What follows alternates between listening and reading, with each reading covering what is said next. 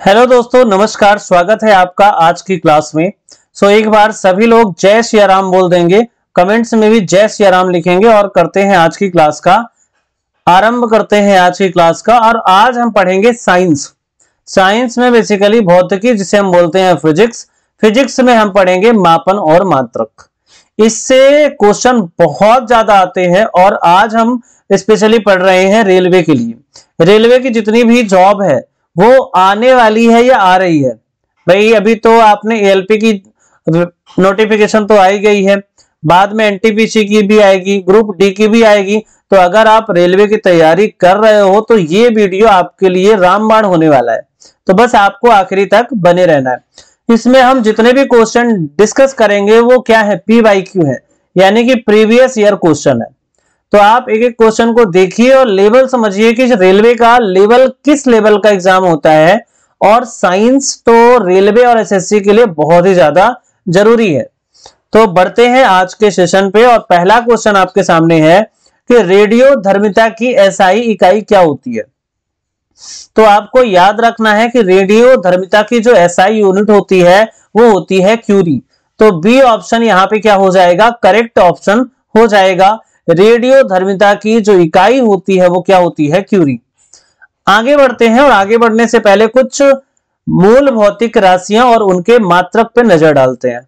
तो मूल भौतिक राशियां कितनी होती हैं, 7 फंडामेंटल क्वांटिटी होती हैं, ठीक है, जिसमें से आपके सामने यहां पे लिखी हुई है एक सिस्टमैटिक ऑर्डर में।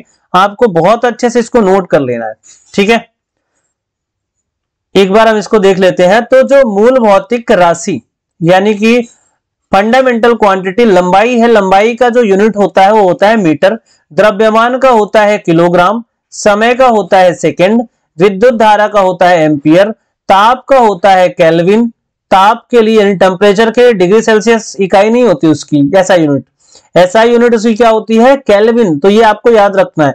कभी कभी डिग्री सेल्सियस भी दिया होता है, बच्चे उसमें टिक कर देते हैं, जबकि ताप के लिए, टेम्परेचर के लिए आपको केल्विन याद रखना है। पदार्थ की मात्रा के लिए मोल और ज्योति तीव्रता के लिए कैंडेला। तो ये हो गई आपके लिए भौतिक राशियां। और कैसी भौतिक राशियां हैं, मूल भौतिक राशियां हैं, यानी कि फंडामेंटल क्वांटिटीज हैं। उसके बाद अगले क्वेश्चन में हम बढ़ते हैं और अगला क्वेश्चन आपके सामने है। अगला क्वेश्चन क्या कह रहा है, इस बात पे नजर डालिए कि भार की एसआई इकाई क्या होती है। भार जिसको हम बोलते हैं वेट, ठीक है, क्या बोलते हैं हम, वेट। और अगर आप वेट से याद रखोगे तो वेट के लिए तो आप किलोग्राम लिख दोगे, जो कि गलत हो जाएगा। वेट जो होता है वो बेसिकली क्या होता है, फोर्स होता है। यानी वेट एक क्या है, बल है। और ये किस टाइप का बल है, अर्थ जो है जो बल लगाती है उसे ही हम बोलते हैं वेट, ठीक है। तो वेट की जो एक एसआई यूनिट है वो होती है न्यूटन। तो जो वेट यहां पे जो भार है, भार की जो एसआई इकाई है वो क्या हो जाएगी, न्यूटन। न्यूटन किसकी इकाई होती है, तो न्यूटन बेसिकली बल की इकाई होती है। बल का एसआई यूनिट क्या होता है, न्यूटन। और बल का सीजीएस मात्रक, बल का जो सीजीएस मात्रक होता है वो क्या होता है, डाइन। तो यहाँ पे जो डाइन है बल की क्या है, सीजीएस यूनिट है। यहाँ पे किलोग्राम भी आपको नजर आ रहा है। किलोग्राम किसका यूनिट होता है, तो द्रव्यमान का यूनिट होता है, यानी कि मास का यूनिट होता है, ठीक है। और यहाँ पे और कुछ नजर आ रहा है आपके सामने, ग्राम। तो ग्राम किसी की भी ऐसा यूनिट नहीं होती, द्रव्यमान को ग्राम से मापा जाता है, ठीक है। तो इतनी चीजें आपको यहाँ पे क्लियर हुई। अगले क्वेश्चन को बढ़ते हैं और यहाँ पे निम्न में से किस राशि का एसआई मात्रक कैंडेला है। तो अभी हमने पढ़ा कि ज्योति तीव्रता की जो एसआई यूनिट होती है वो क्या होती है, कैंडेला होती है। तो यहाँ पे जो डी ऑप्शन क्या हो जाएगा, करेक्ट हो जाएगा। अब कुछ और चीजें सीखते हैं। यहाँ पे आवेग शब्द यूज हुआ है। आवेग क्या होता है, तो आवेग बेसिकली क्या होता है, संवेग में परिवर्तन ही क्या होता है, आवेग होता है, ठीक है। संवेग में परिवर्तन को क्या कहा जाता है, आवेग कहा जाता है। और संवेग में परिवर्तन की दर को बल कहा जाता है, ठीक है। तो ये चीजें आपको याद रखनी है। आवेग और संवेग का जो यूनिट होता है वो सेम होता है।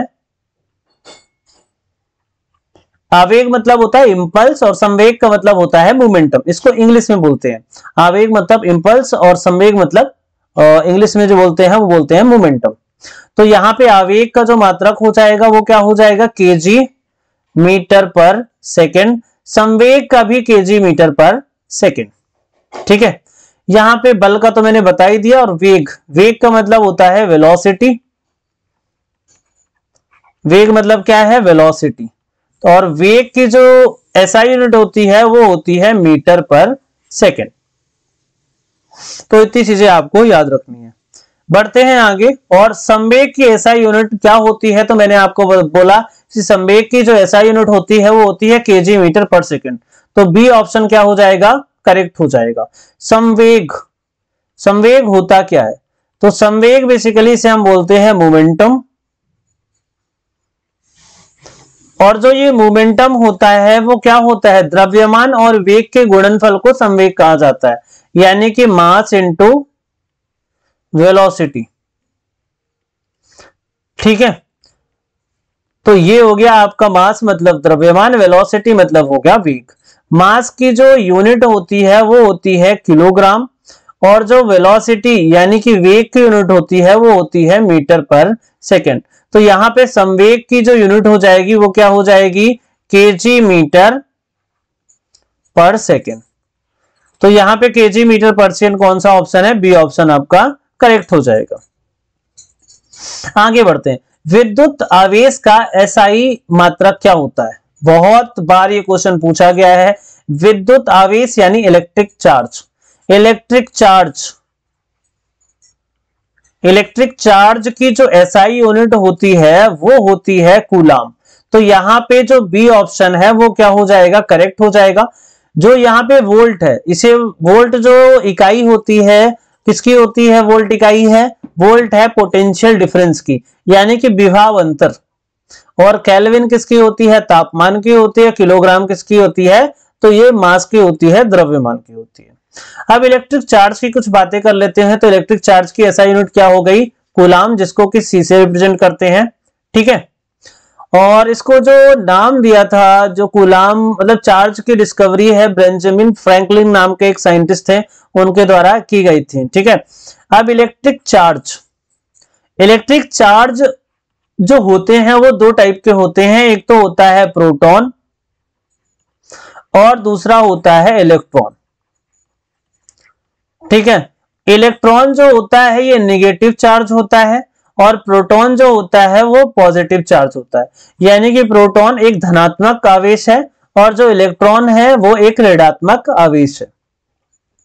उसके बाद इलेक्ट्रॉन में जो चार्ज होता है वो कितना होता है, 1.6 into 10 to the power -19 coulomb. ये एक इलेक्ट्रॉन में क्या होता है, चार्ज का मैग्नीट्यूड है। ठीक है, तो इतनी चीजें आपको याद रख लेनी है। ये क्वेश्चन कई बार आ चुका है एग्जाम में, तो मतलब आपको एक भी क्वेश्चन यहाँ पे छोड़ने नहीं है, क्योंकि ये क्वेश्चन रिपीट होते हैं। अगला क्वेश्चन देखिए, प्रतिरोध की एसआई इकाई क्या है, तो प्रतिरोध यानी कि रेजिस्टेंस, रेजिस्टेंस की जो एसआई इकाई है इसे हम बोलते हैं ओम, क्योंकि ओम्स लॉ के थ्रू ही रेजिस्टेंस टर्म आया। तो जो रेजिस्टेंस की एसआई इकाई है वो होती है ओम। ओम को ऐसे लिखा जाता है, तो इसका तो आंसर हो जाएगा बेसिकली बी। और ओम क्या है, ऐसे लिखा जाता है रेजिस्टेंस के लिए। ओम्स लॉ ने एक लॉ दिया, उन्होंने कहा कि current flowing in a conductor is directly proportional to its potential difference, यानी कि जितना ज्यादा विभव अंतर होगा उतना ही ज्यादा उसमें करंट का फ्लो होगा। ठीक है, यहां पे रेजिस्टेंस की इकाई क्या हो गई, ओम हो गई। यहां पे कुछ और लिखा है, कूलाम। कूलाम अभी मैंने बताया कि कूलाम चार्ज की इकाई होती है, यानी कि कूलाम किसकी इकाई है, चार्ज की इकाई है। एसआई की बात करें, सारी की सारी बात हो रही है एसआई इकाई की। ठीक है, तो बार बार मैं एसआई यूनिट ना बोल के इकाई बोल रहा हूं। जूल जो इकाई है वो है वर्क या एनर्जी। वर्क को भी जूल से मापा जाता है, एनर्जी को भी जूल से मापा जाता है। तो जूल जो होती है वो एनर्जी, जूल जो होती है एनर्जी यानी ऊर्जा, और जूल और किसकी इकाई होती है, तो जूल होती है वर्क। यानी कि कार्य। कार्य और ऊर्जा दोनों की एसआई जो इकाई होती है वो क्या होती है, जूल होती है। ठीक है, इसकी जो सीजीएस यूनिट होती है, इन दोनों की सीजीएस यूनिट होती है वो अर्ग होती है। ठीक है, ये आपको याद रखना है। न्यूटन मैंने आपको बता ही दिया है और ओम तो इसका आंसर होगा ही। ठीक है, ओम्स लॉ का एक रिलेशन होता है V is equal to I R, ये भी याद में रखना है आपको। साथ में ओम्स लॉ में क्या होता है कि हम जो रेजिस्टेंस होते हैं, प्रतिरोध को हम दो तरीके से ज्वाइन करते हैं, अरेंज करते हैं। एक तो श्रेणी में, यानी जिसे हम बोलते हैं सीरीज, और एक हम बोलते हैं पैरेलल, यानी समांतर क्रम में उसको क्या करते हैं, अरेंज करते हैं। जब हम इसमें श्रेणी में अरेंज करते हैं तो नेट रेजिस्टेंस कितना होता है, R1 plus R2 plus R3 and so on. और जब पैरेलल में कनेक्ट करते हैं तो 1/R इज इक्वल टू, ये पैरेलल में है, पैरेलल में जब कनेक्ट करते हैं तो 1/R that is 1/R1 plus 1/R2 plus 1/R3 and so on. तो इतनी चीजें आपको याद रखनी है। भाई लेंस की शक्ति की एसआई यूनिट क्या होती है, यानी कि power of lens. Power of lens की जो एसआई यूनिट होती है वो होती है डायोप्टर। तो यहां पे जो डायोप्टर है ये क्या है, ये जो बी ऑप्शन है यही क्या है, करेक्ट ऑप्शन है। लेंस की जो शक्ति होती है उसकी एसआई इकाई क्या होती है, डायोप्टर होती है। यहाँ पे हाइपरमेट्रोपिया, मायोपिया और प्रेस बायोपिया लिखा है, जो कि क्या होते हैं, आई डिफेक्ट होते हैं, यानी आंखों में होने वाले क्या होते हैं, डिफेक्ट होते हैं। ठीक है, तो इस चीज को आपको याद रखना है। अगला क्वेश्चन है, कार्य करने की दर को शक्ति कहा जाता है।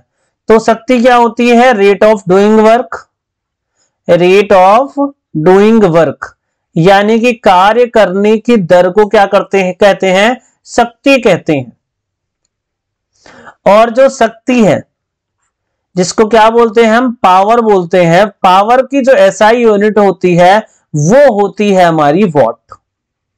जैसे बल्ब नहीं आते, मतलब बल्ब क्या करते हैं, हर सेकेंड कितनी एनर्जी कंज्यूम करेंगे, इसी के बेसिस पे हम क्या लेते हैं, बल्ब लाते हैं कि 10 वॉट का है, 20 वॉट का है, 50 वॉट का है। ठीक है, और यहाँ पे एम्पियर, जो ए ऑप्शन है यहाँ पे एम्पियर, ये किसकी इकाई है, तो करंट की इकाई है।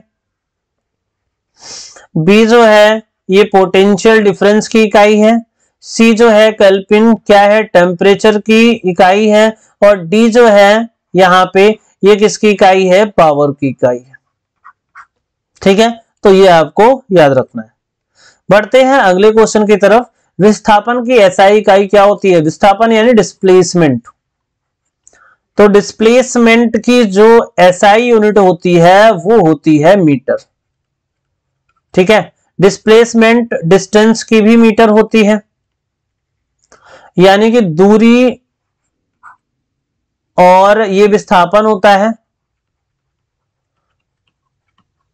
विस्थापन की भी इकाई क्या होती है, मीटर। तो यहां पे ए ऑप्शन क्या हो जाएगा, करेक्ट हो जाएगा।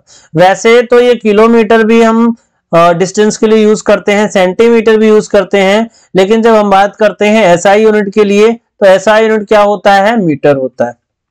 ठीक है, अगला क्वेश्चन है, प्रतिरोधकता की एसआई इकाई क्या होती है, यानी कि प्रतिरोधकता मतलब होता है रेजिस्टिविटी। तो रेजिस्टिविटी की जो एसआई यूनिट होता है वो होता है ओम मीटर। तो ए ऑप्शन इसका करेक्ट आंसर हो जाएगा। जूल जो होता है वो वर्क या एनर्जी का होता है, यानी कार्य और ऊर्जा की होती है। एम्पियर किसका होता है, करंट का होता है। और ओम किसका होता है, प्रतिरोध का होता है। और यहाँ पे प्रतिरोधकता की बात करी है तो ओम मीटर क्या हो जाएगा, प्रतिरोधकता की एसआई इकाई हो जाएगी। प्रतिरोधकता के लिए रो टर्म यूज करते हैं। रो इज इक्वल टू क्या होता है, RA/L। ठीक है, तो ये आपको याद रखना है। तो आपको आई थिंक ये क्लास में मजा आया होगा। और आज हम बहुत सारे यूनिट्स पढ़े और कुछ और यूनिट में आपको यहां पे बता देता हूं। जैसे जो दूरी होती है, दूरी की एसआई यूनिट क्या होती है, मीटर होती है। उसके बाद होता है विस्थापन। विस्थापन की भी एसआई यूनिट क्या होती है, मीटर होती है। दूरी क्या होती है, टोटल ट्रेवल डिस्टेंस, जिस डिस्टेंस को यानी जिस पाथ को आप ट्रेवल करते हो उसे क्या बोलते हैं हम, दूरी। जबकि विस्थापन क्या होता है, प्रारंभिक बिंदु से लेके अंतिम बिंदु के बीच का जो शॉर्टेस्ट डिस्टेंस होता है इसी को बोलते हैं हम विस्थापन। ठीक है। उसके बाद अगर बात करें चाल की, चाल की एसआई यूनिट क्या हो जाएगी, मीटर पर सेकेंड। वेग की एसआई यूनिट होता है, ये भी होता है मीटर पर सेकेंड। त्वरण की जो एसआई यूनिट होती है वो होती है मीटर पर सेकेंड स्क्वायर। ठीक है। पावर की जो एसआई यूनिट होती है वो होती है, अभी मैंने आपको बताया, वॉट। एनर्जी की यूनिट जो होती है वो होती है एसआई यूनिट जूल। संवेग यानी कि मोमेंटम की जो एसआई यूनिट होती है वो होती है केजी मीटर पर सेकेंड।